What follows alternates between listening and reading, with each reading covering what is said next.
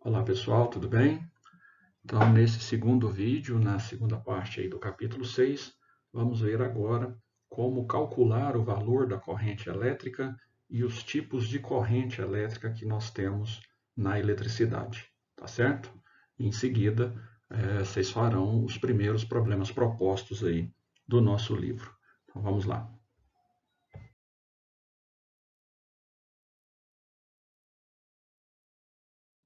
Ok?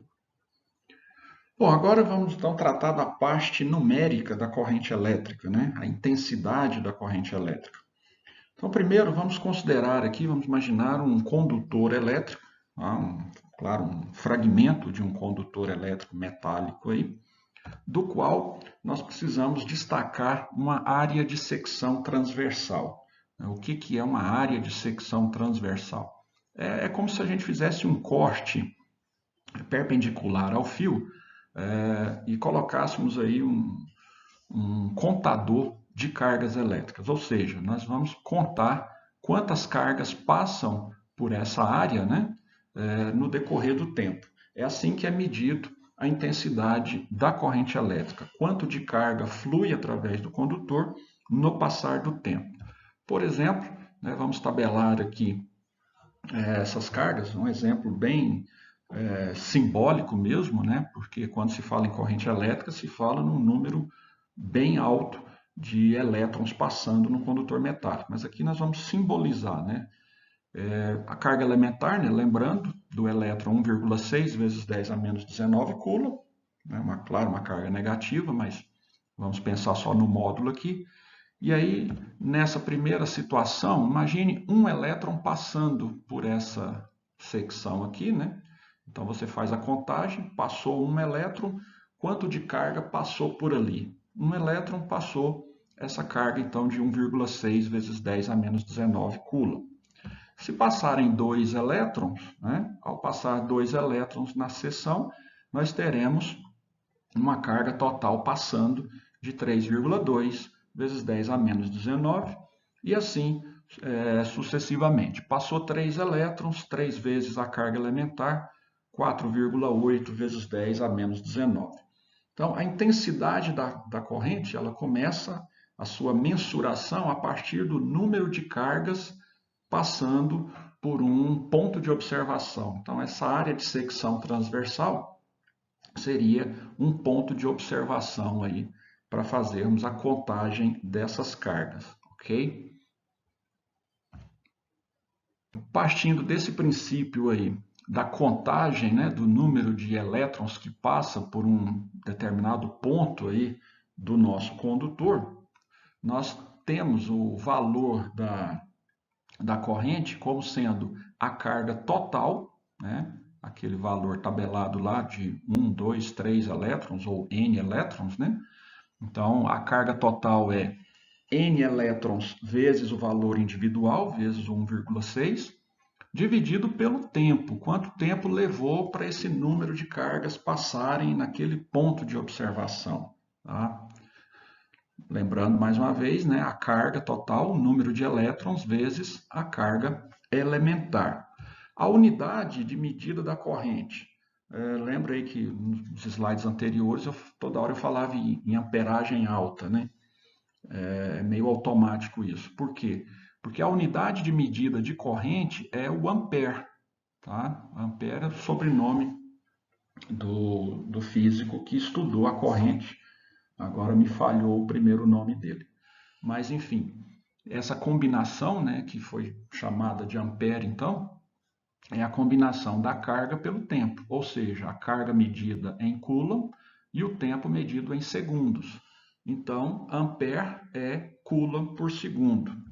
Então, 1 ampere de corrente corresponde a 1 coulomb de carga passando pelo ponto do fio, né, o ponto de observação, em 1 segundo de tempo.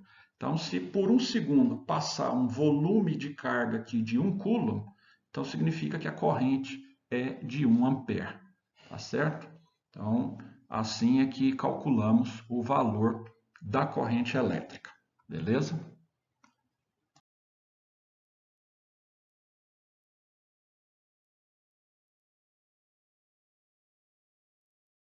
Definido aí, então, como determinar o valor da corrente elétrica, agora nós precisamos definir aí os dois tipos de corrente elétrica que se tem no universo da eletricidade aí. Tá? Nós temos corrente contínua e correntes alternadas. Vamos entender a diferença entre elas. Então, lembra lá do início, lá dos primeiros slides, quando mostrei essa imagem, né, da bateria desconectada do condutor, e que nós temos as cargas em movimento aleatório, né, os elétrons livres aí, que depois de conectados entram no movimento ordenado aí de carga, né, aqui já indicando o sentido convencional da corrente, né, que é a mesma orientação do campo elétrico. Então, o campo elétrico não é o carro-chefe da eletrotinâmica, né? Então, aqui, ao invés de ficar indicando o campo elétrico, nós indicamos o sentido convencional da corrente. Aqui estamos representando exatamente uma corrente contínua, tá? Por que contínua? Porque ela se move sempre no mesmo sentido, tá? Ela segue um ciclo aí, num circuito fechado, ou ela vai girar no sentido horário ou anti-horário, isso vai depender de que lado está o ponto positivo da fonte, que lado está o ponto negativo da fonte, né? Mas, enfim, corrente contínua é aquela em que os elétrons se movem, eles saem aqui do polo negativo, o elétron sai daqui, percorre todo o circuito até chegar no polo positivo da bateria. Isso é corrente contínua. Aqui nós temos um gráfico mostrando a relação da corrente com o passar do tempo. Se for uma corrente constante, onde o valor das cargas, né, o número de elétrons movimentando não se altera, nós teremos um gráfico que é uma reta horizontal, ou seja, o valor de I é constante no passar do tempo, sempre a mesma quantidade de coulombs no passar do tempo. Então, esse é um gráfico de uma corrente contínua e constante. Tá? São dois conceitos diferentes. Corrente contínua, ela se move sempre para o mesmo lado. Constante, ela não muda o valor, né? O número de elétrons circulando aí é sempre o mesmo. Eu poderia ter uma corrente contínua crescente, aí eu teria uma reta inclinada para cima, onde a cada momento mais elétrons estão circulando, mas sempre para o mesmo lado. Eu poderia ter uma corrente decrescente, poderia ter uma reta inclinada para baixo até chegar no zero, né, que aí interrompe a corrente, ela não vai passar para o lado de baixo, porque senão você está invertendo a corrente, aí seria outra situação. E então seria contínua, porém com valores cada vez menores, né, cada vez menos elétrons circulando, mas continuaria sendo uma corrente contínua, tá certo? Então vamos agora entender o que é a corrente alternada. E já na corrente alternada, a gente tem algo parecido com isso daqui. Ó. Os elétrons vão e voltam num determinado espaço do condutor. Eles ficam indo para frente e para trás. Tá? O elétron não percorre todo o circuito. O elétron não vai sair lá do polo, de um dos polos da fonte de energia, e percorrer todo o circuito até chegar do outro lado. Até porque na corrente alternada nós não temos uma fonte de energia com polaridade definida. Não existe um positivo e um negativo na corrente alternada. Existe, no caso da nossa energia de casa, né, na tomada, você tem dois pontos da sua tomada onde você não tem um positivo e um negativo. Você tem uma chamada fase de energia e um neutro. Esse neutro ele é puxado da Terra, como se fosse um aterramento.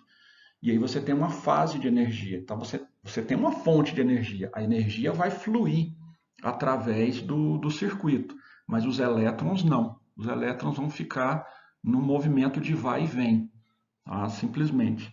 Imagine um trem de ferro com várias locomotivas, onde esse trem viajando representa a corrente contínua. Cada vagão levando um tanto de suprimentos, né? Um tanto de energia. Né? Imagine um trem transportando combustível. Combustível é energia. Então, cada vagão ali, cada tanque está levando continuamente para frente a sua energia. O que seria uma corrente alternada? Imagine esse trem parado, tá? O trem não vai para frente e para trás, esse trem está parado.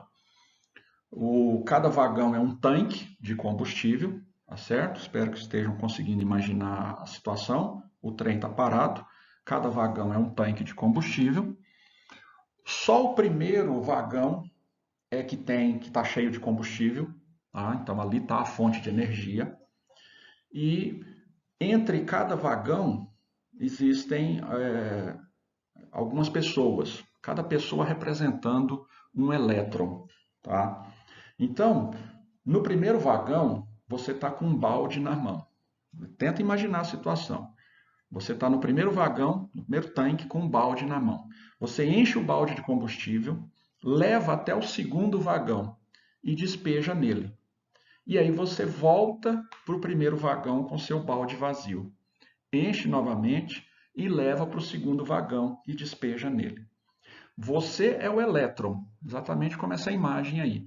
Você foi lá na frente e voltou. Quando você foi lá na frente, você levou um pacote de energia e jogou no segundo vagão. Você volta sem energia, um balde vazio, reabastece e leva novamente para o segundo vagão. Aí uma outra pessoa, um outro elétron, né, também com um balde, vai pegar o combustível do segundo vagão e levar para onde? Para o terceiro vagão. Então, você só vai e volta do primeiro para o segundo. Um outro elemento, um outro elétron, ele vai e volta do segundo para o terceiro. E um outro elemento vai do terceiro para o quarto e assim sucessivamente. Espero que tenham conseguido visualizar a cena, a imagem. Tá? Isso é corrente alternada. O elétron pega a energia na fonte, leva até um certo ponto, entrega essa energia, volta para buscar mais energia e leva até esse mesmo ponto.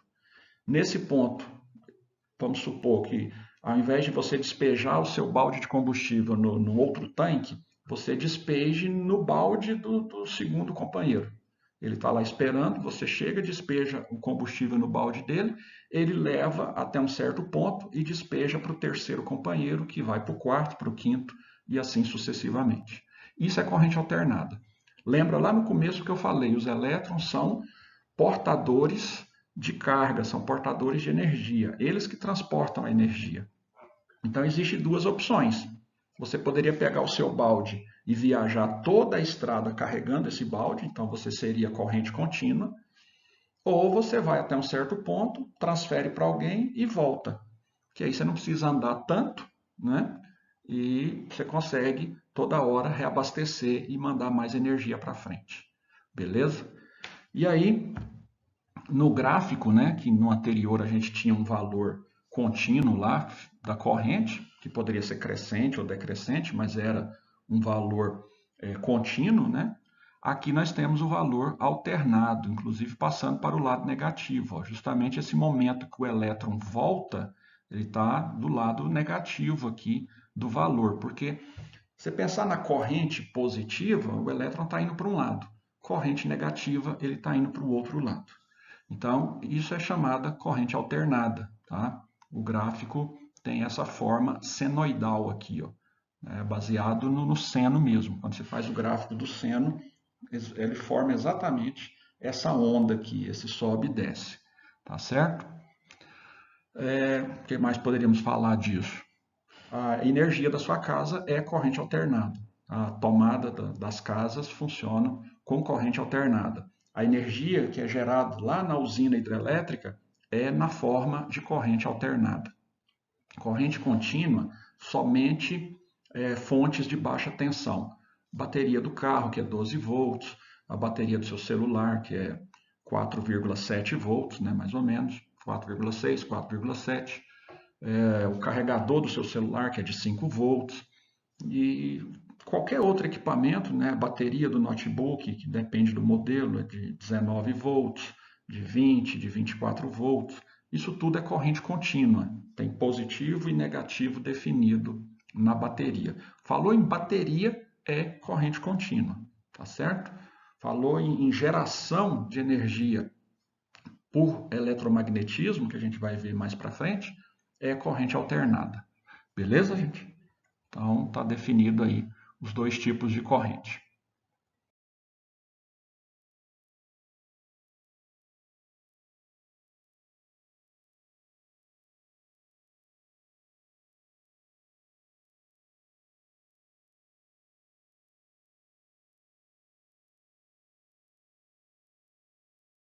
Bom, vamos ver aqui então dois exercícios resolvidos aí do nosso livro. Está lá na página 84. O primeiro, um condutor metálico é percorrido por uma corrente elétrica contínua e constante de 10 amperes. Determine a carga elétrica e o número de elétrons que atravessa a seção transversal do fio em 20 segundos. Então, a intensidade da corrente é dada por carga sobre tempo. A corrente 10 amperes, né, corrente dada, o tempo de 20 segundos. Então, qual é a carga? O 20 passa multiplicando, temos uma carga de 200 coulomb. Então, bem simples, tranquilo, direto na formulazinha aí da corrente elétrica. O número de elétrons, né, como a carga é igual ao número de elétrons vezes a carga elementar, então 200 coulomb igual a N, que multiplica a carga elementar, 1,6 vezes 10 a menos 19.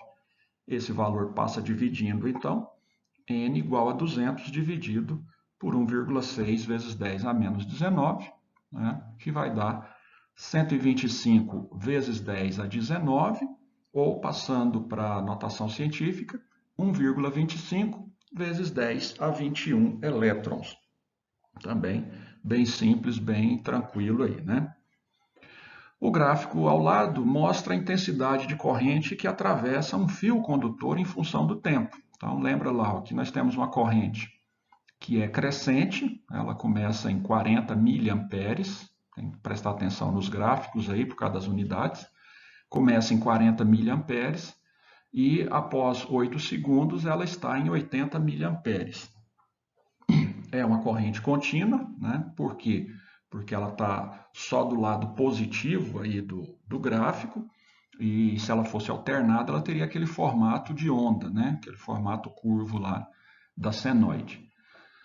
Considere a carga elementar aí, 1,6, 10 a menos 19. Determine o valor da carga elétrica que percorre a seção transversal do condutor em 8 segundos. É o tempo mostrado aí no gráfico. Então veja que carga, pela fórmula de corrente, a carga pode ser a corrente vezes o tempo. Se essa corrente aqui fosse constante, aí era direto na fórmula, né? Corrente vezes tempo. Mas aqui nós temos uma mudança, né? Uma variação no valor da corrente. Mas ainda seguindo essa relação de corrente vezes tempo, o que acontece? Já está até em destaque aqui, né? Já está pintado de amarelo. Quando a corrente for variável, basta a gente calcular a figura geométrica do gráfico, que ela vai recair na situação de corrente vezes tempo, vai nos dar o resultado da carga em coulomb. E aqui nós temos a figura geométrica de um trapézio, né?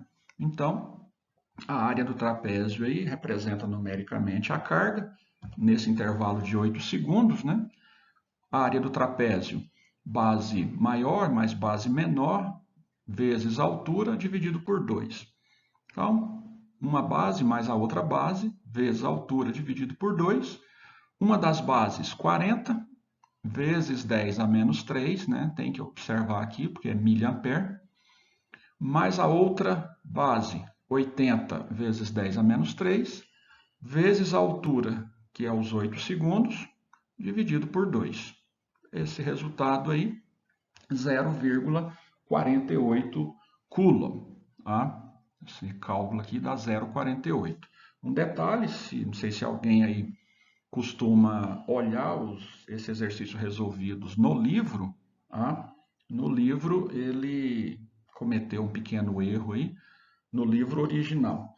Ele deixou, em vez de 0,48, que seria 4,8 vezes 10 a menos 1, ele coloca como 4,8 vezes 10 a menos 4. Tá? Então, isso eu falo se alguém pegar o livro original. No PDF que eu encaminhei para vocês e eu já fiz também essa correção lá, como eu fiz aqui no slide, para evitar qualquer confusão, caso alguém resolva dar uma pesquisada pelo livro aí, tá bom? Aqui eu incrementei aqui o 0,48 coulombs. Você poderia parar aqui, se você estiver resolvendo um problema e se deparar com esse resultado, está correto aqui, não precisa mexer. Mas caso queira dar uma enfeitada, o que eu fiz aqui? Eu desloquei a vírgula 3 casas para formar o 480, tá? E aí ficou 3 casas, né, andada com a vírgula, 3 casas para a direita, menos 3 no expoente. Então, 480 vezes 10 a menos 3 coulomb. Aí você vai olhar, mas isso aqui está mais feio do que esse. Sim, tá. Mas a ideia aqui é pegar o 10 a menos 3, igual ele fez aqui no miliampere, pegar o 10 a menos 3 e substituir pelo mili. Aí nós ficamos com 480 milicoulomb.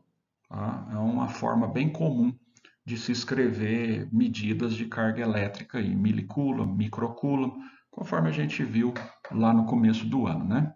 Ou no começo do conteúdo do terceiro ano, que é o começo do ano, na verdade, a gente ainda estava no ano passado, mas enfim, coisas da pandemia. Mas vamos lá. Na letra B, né, qual o número de elétrons que percorreu essa seção do condutor aí nesses 8 segundos? Então, carga igual a NE, a carga 0,48, que lá no livro ele colocou errado também, 0,48 igual a N vezes 1,6 vezes 10 a menos 19. Passo 1,6 dividindo, então N igual a 0,48 dividido pela carga elementar, que dá 3 vezes 10 a 18 elétrons. Esse é o número de elétrons que passa nesse condutor em 8 segundos. Então, como eu disse lá na teoria, a quantidade de elétrons que passa nos condutores é uma quantidade muito grande, beleza? A intensidade média da corrente de 0 a 8 segundos. Aí a gente pega a fórmula, porque aí é valor médio, carga total que passou no tempo, né? A carga total foi de 0,48 dividido por 8, então temos aí 0,06 ampere de corrente, que pode ser escrito na forma aí de 10 a menos 3, né? Deslocando a vírgula 3 casas, fica 60 miliamperes, o que faz um relativo sentido aí, porque ele começou em 40, foi até 80, né? O valor médio aí ficou em 60 miliamperes, tá bom? Mas cuidado, né? Não vai achar que é só pegar os dois aqui, somar e dividir por 2, não. Nesse caso aqui coincide. Se eu somar 80 com 40, 120 por 2, 60. É uma coincidência, mas porque essa reta aqui, é uma reta única, né? De forma linear. Mas ela pode sofrer fragmentações aí, ela pode vir até um certo ponto, inclinar mais, inclinar menos, de repente ficar constante. Aí não dá certo você pegar o primeiro e o último valor e fazer média, tá bom? Então tem que tomar cuidado com isso daí, beleza? Então vamos lá.